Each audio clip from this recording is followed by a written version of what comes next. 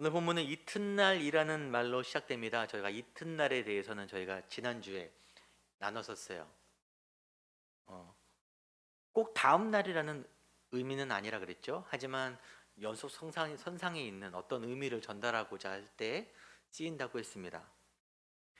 지난주에 이야기했던 요한복음의 새 창조의 연속된 시간 가운데 아직 머물러 있죠. 그 7일의 기간 동안 이튿날 예수께서 갈릴리로 나가려 하시다가 빌립을 만나 이르시되 나를 따르라.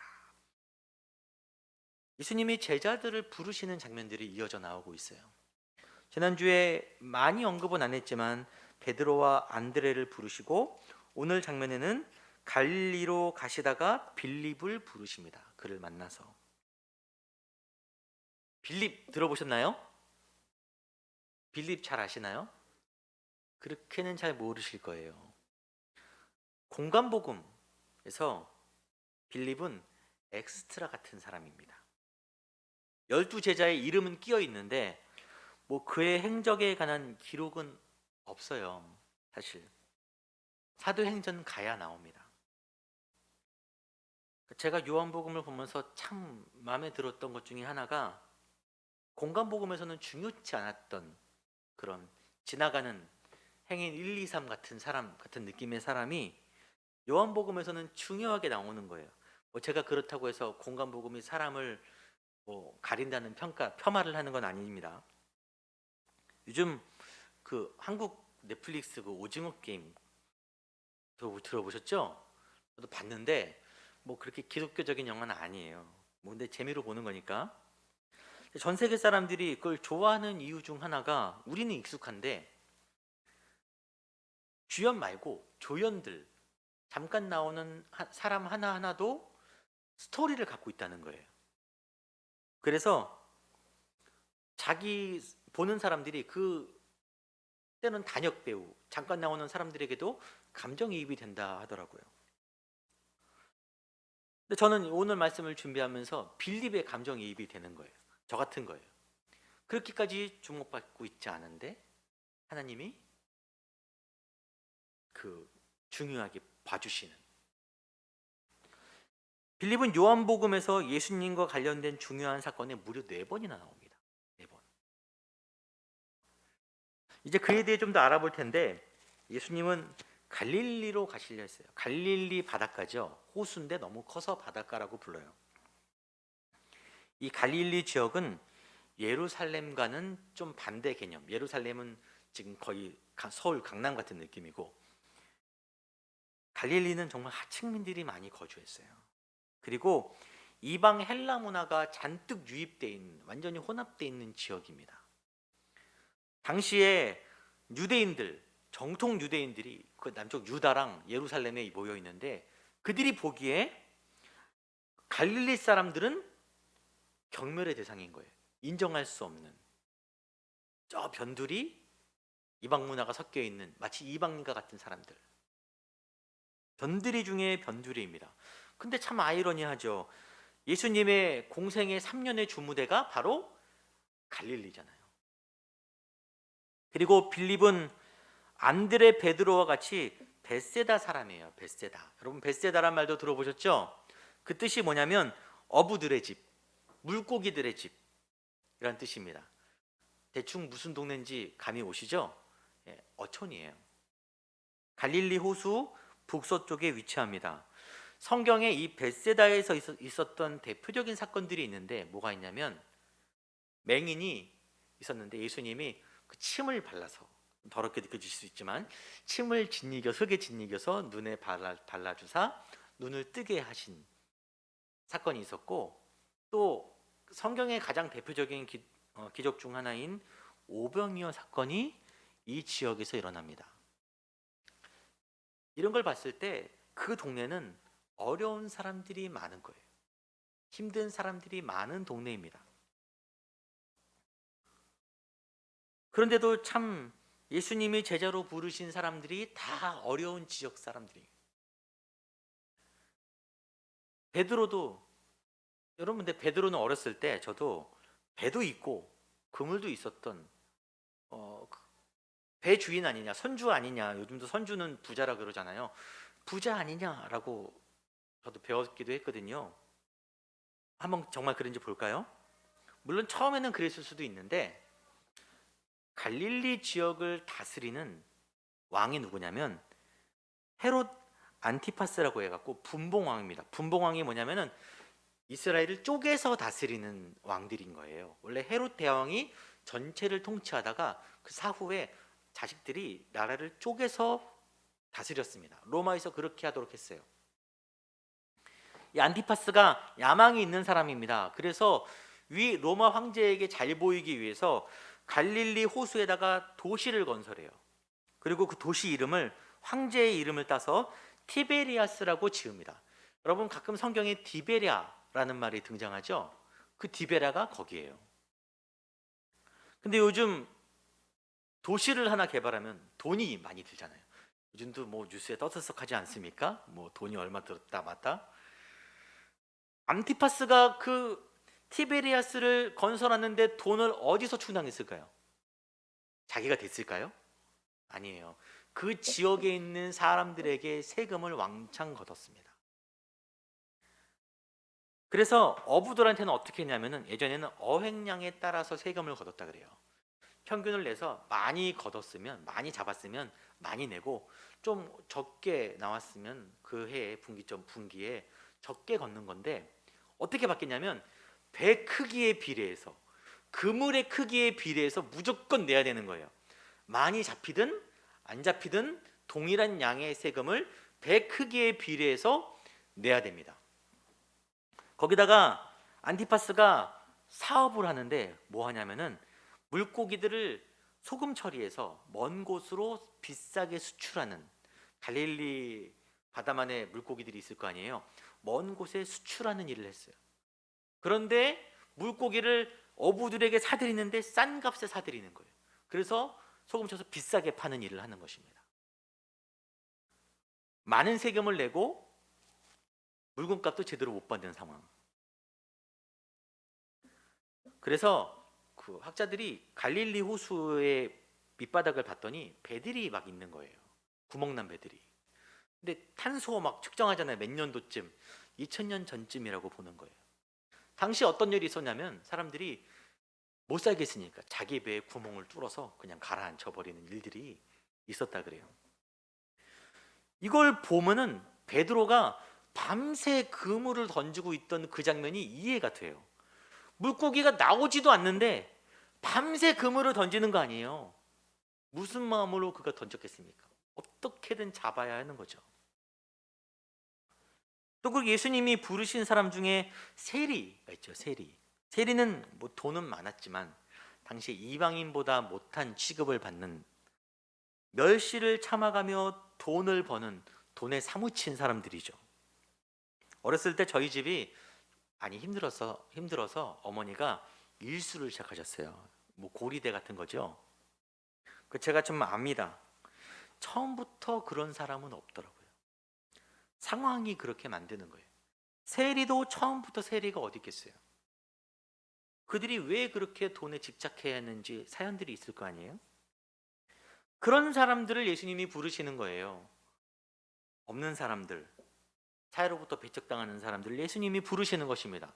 왜 예수님이 그런 사람들을 제자로 부르실까요? 왜?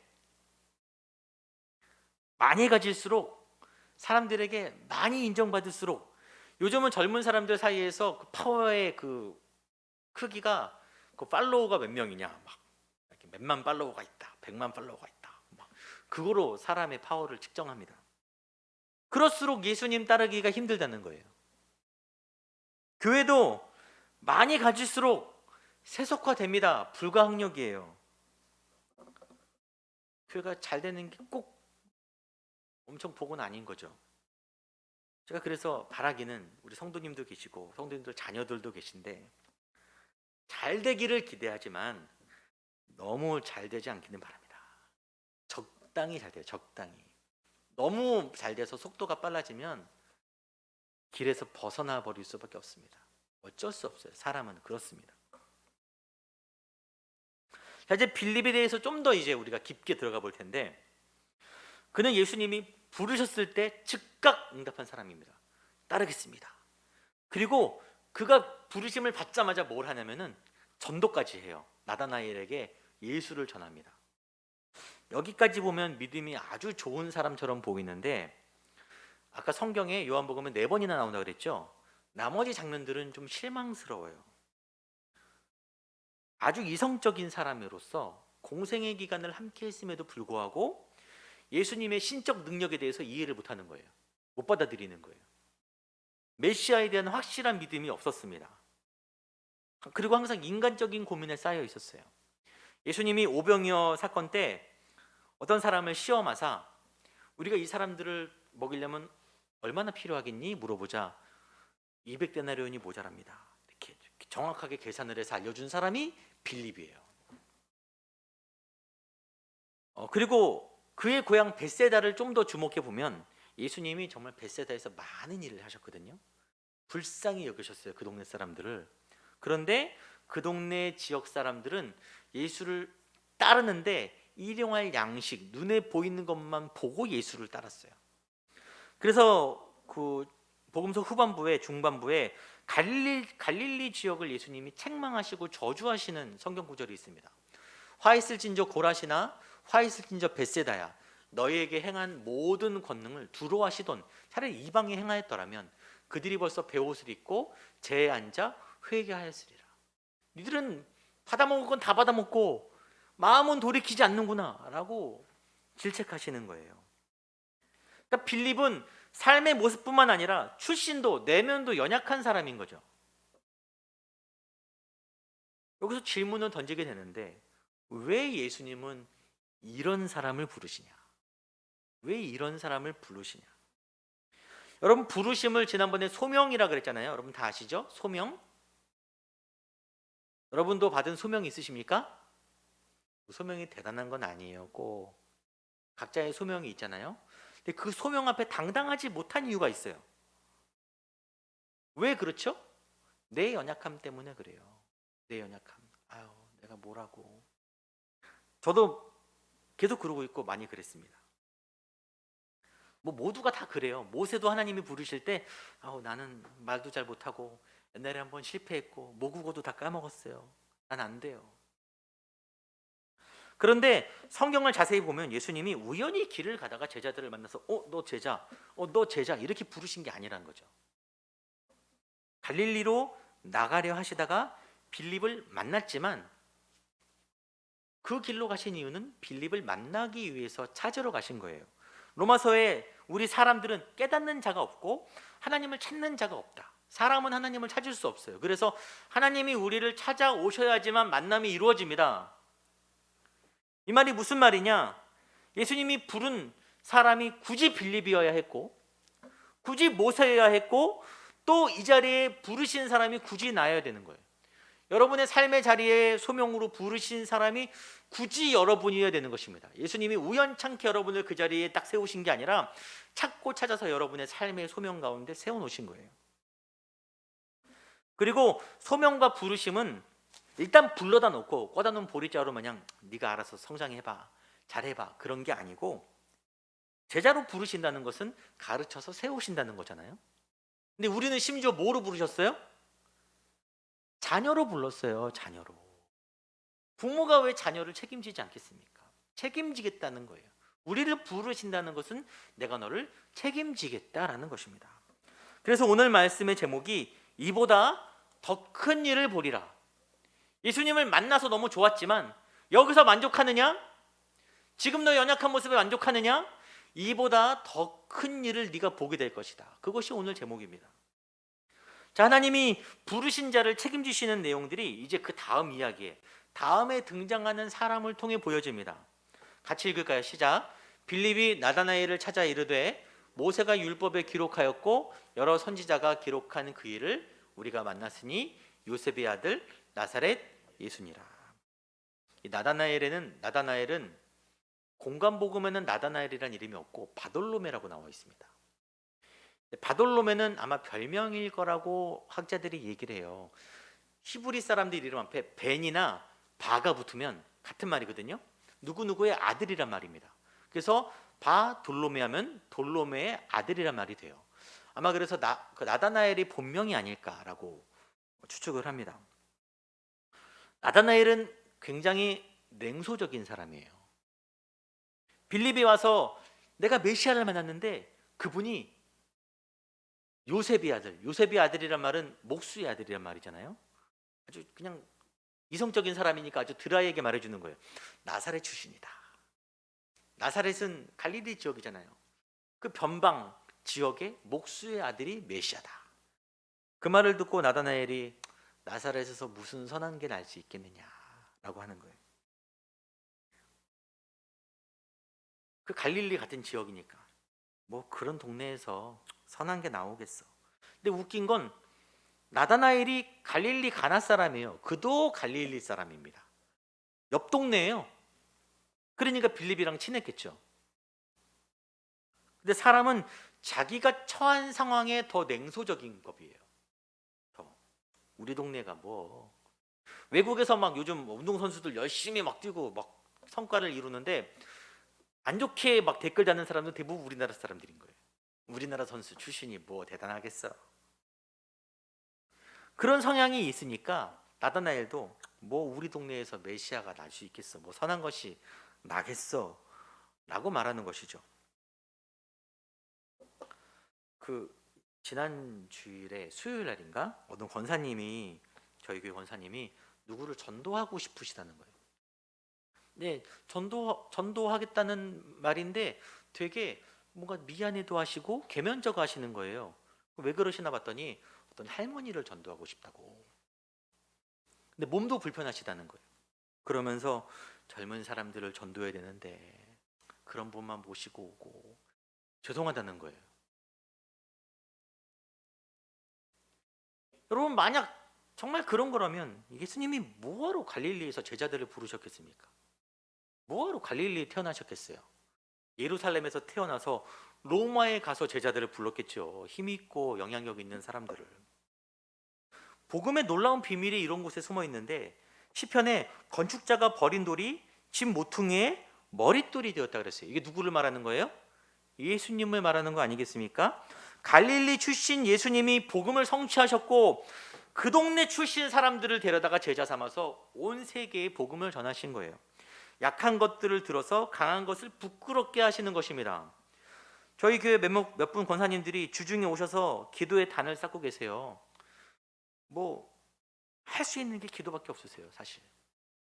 근데 중요한 것은 그 기도 위에 교회가 세워지고 있는 거예요. 그 기도 위에 앞에서 뭘 하고 보이는 것들, 목사가 설교하고 뭐 하는 것들 별거 아닌 것이에요, 사실.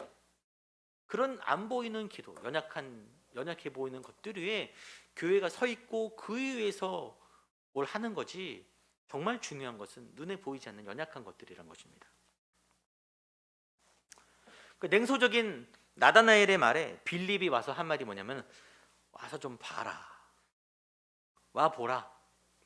이 말은 빌립이 처음 한 말은 아니에요. 예수님이 먼저 하신 말씀이세요. 따르는 이들 보고 와 봐라. 예수님은 창조주로서 그 안에 있는 참빛에 대한 자기 거니까, 본인 거니까 확신이 있었기 때문에 와서 봐라 라고 하는 거고, 빌립은 예수님 안에서 뭔가를 봤어요. 이해는 다 안 되지만 뭔가 봤어.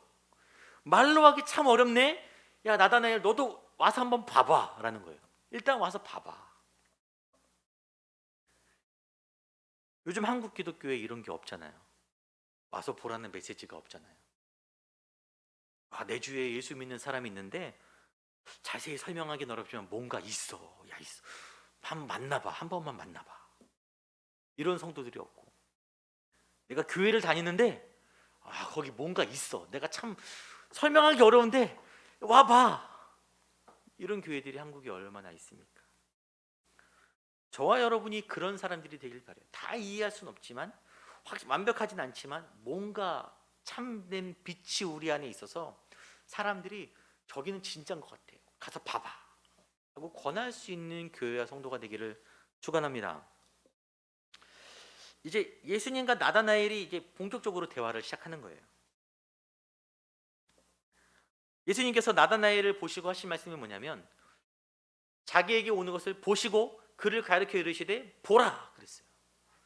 보다라는 말이 2번이나 나오고, 50절에 가면 내가 너를 부르기 전에 무화과 나무 아래 있을 때 내가 너를 보았노라 그랬어요. 3번이나 말씀하십니다.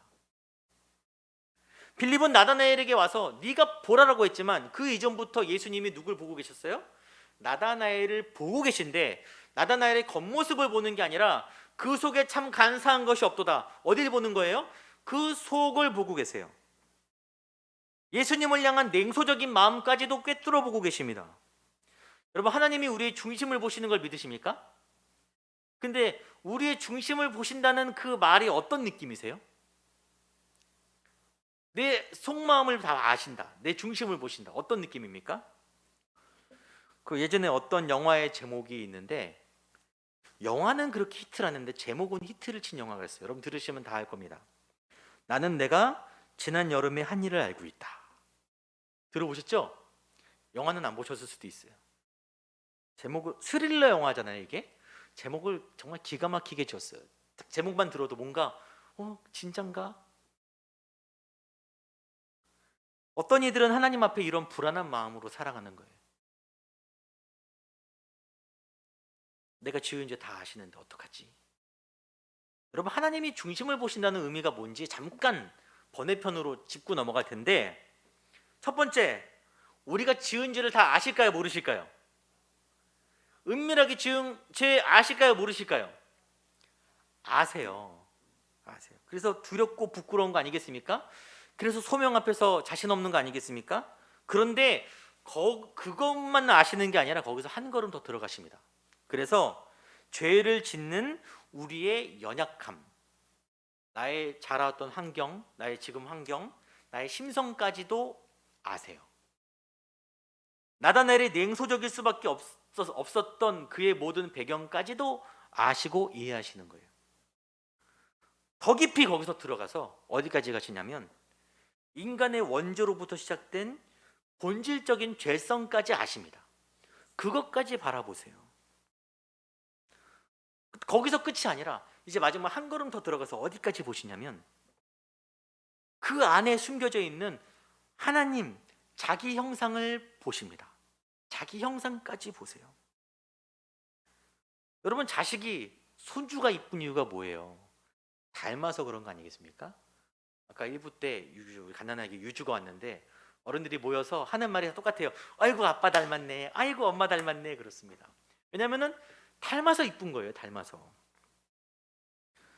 너무 이쁘니까 부모가, 할머니들이, 할아버지가 져주고 속아주는 거 아니겠습니까? 하나님의 보신다는 것은 우리의 상상을 한계를 뛰어넘어서 전인격적으로 우리를 다 보시는 거예요. 통찰해서. 심지어 나도 하나님보다 나를 더 이해할 수는 없습니다. 누가 우리를 그렇게까지 알아주세요? 그러기에 하나님의 나를 향한 사랑은 하늘을 두루마리 삼고 바다를 먹물 삼아도 기록할 수 없다는 거예요. 여러분, 하나님이 나를 보신다는 죄만 보시는 거로 생각하지 마시고 그렇게까지 나를 사랑하신다는 것을 확신하시기 바랍니다. 그러니까 빌립 같은 사람, 나다나엘 같은 사람, 우리 같은 사람을 부르시는 거 아니겠습니까? 자, 이제 예수님께서 나다나엘에게 하신 말씀을 정리해 볼 텐데, 참으로 이스라엘 사람이다. 그 속에 간사한 것이 없도다. 그 다음에 하나님의 사자들이 인자 위에 오르락내리락 하는 것을 보리라 그랬어요. 이 세 가지를 보는데 1차적으로는 나다나엘에 대한 평가입니다. 간사한 것이 없고 진실한 사람이구나. 그냥 나다나엘은 기면 기고 아니면 아닌 그런 사람 같아요, 느낌이. 그런데 여기서 예수님께서 그에게 말씀하실 때 그의 모습만 보는 게 아니라 그의 모습을 통해서 구약의 어떤 인물을 소개하고 있습니다. 간사하다는 것은 속인다는 거예요. 속이는 자. 그리고 천사들이 오르락내리락 하는 모습이 있죠. 그리고 이스라엘이란 이름을 처음으로 주신 게 누구예요? 구약의 야곱입니다. 야곱은 속이는 자고, 야곱은 하나님께 이스라엘이란 이름을 받았어요. 이제 구약으로 잠깐 우리가 넘어가야 되는데, 창세기 28장 11절에 한 곳에 이르러는 해가 진지라, 거기서 유숙하려고 그곳에 한 돌을 가져다가 베개로 삼고 거기 누워 자니. 이 야곱의 이야기인데 야곱이 노숙을 하는 거예요. 왜 그가 노숙을 하냐? 아비 집을 떠났어요. 정확히 말하면 쫓겨났습니다. 도망갔어요. 형의 손에 죽을까봐 어머니가 피신시킨 거예요. 왜 그런 일이 생겼냐면 그가 하나님의 복을 너무 받고 싶은 거예요. 여기서 복은 그냥 잘 되는 복이 아니라 하나님 나라의 기업의 상속자가 되길 바라는 거예요. 그런데 좋은 방법을 못 찾는 거예요. 그래서 자기 방법으로 속여서, 자기 이름대로 속여서 아버지도 속이고 형도 속여서 형인 척하고 몰래 장자의 복을 받고 그로 인해서 집에서 도망가는 신세가 되었습니다. 먼 삼촌의 집으로 향하는 그의 처량한 모습을 보여주는 장면이에요. 이제 거기서 잠이 들었는데 꿈에 본즉 사닥다리가 땅 위에 서 있는데 꼭대기가 하늘에 닿았고 본즉 사자들이 그 위에서 오르락내리락 하더라. 아까 나다나엘에게 하신 그 말씀이죠. 그리고 그곳에서 하나님께서 그와 언약을 맺으십니다. 내가 너와 함께 있어 내가 어디로 가든지 너를 지킬 것이다. 너를 이끌어 이 땅으로 돌아오게 할지라. 너 지금 떠나지? 하지만 돌아오게 할 거다. 걱정하지 마라. 소망의 메시지를 주시는 거예요.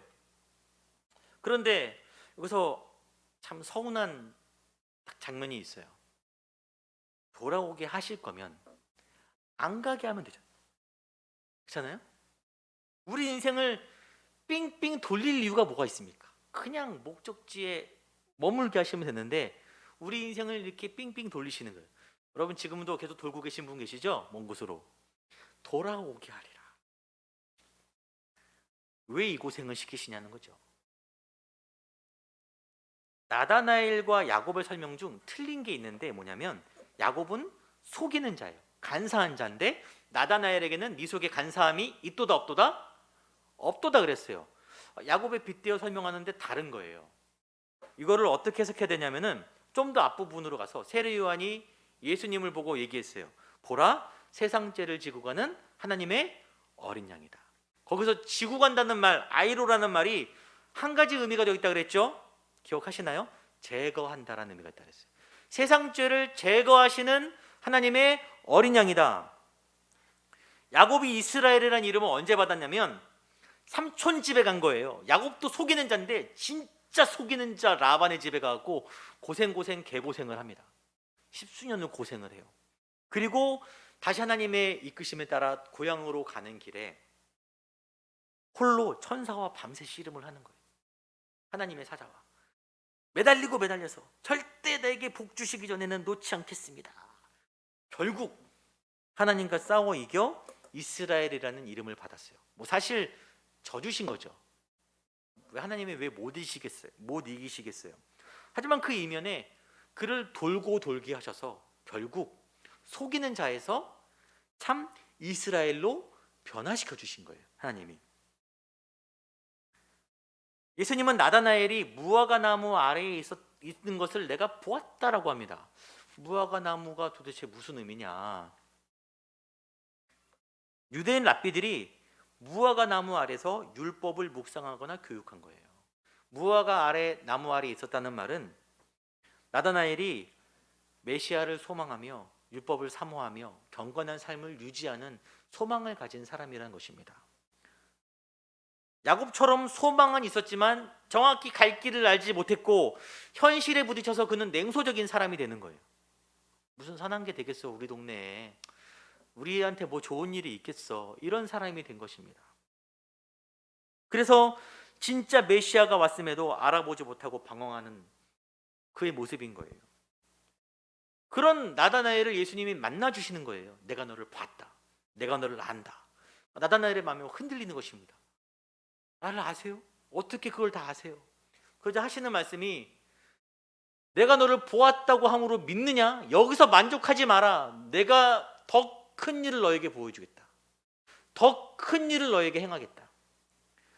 야곱과 같이 참 이스라엘이 되게 하고 네 안에 간사함들, 네 안에 잘못된 것들 내가 다 제거하겠다라고 예수님이 선언하시는 것입니다. 간사함이 없도다. 미켈란젤로라는 화가가 있지 않습니까? 그의 그림 중에 최후의 심판이라는 그림이 있어요. 여러 사람이 막 그려져 있는데 그 그림에 예수님의 아래쪽에 한 손에는 칼을 들고 한 손에는 사람 가죽을 든 사람이 이렇게 있어요. 그가 바로 나다나엘입니다.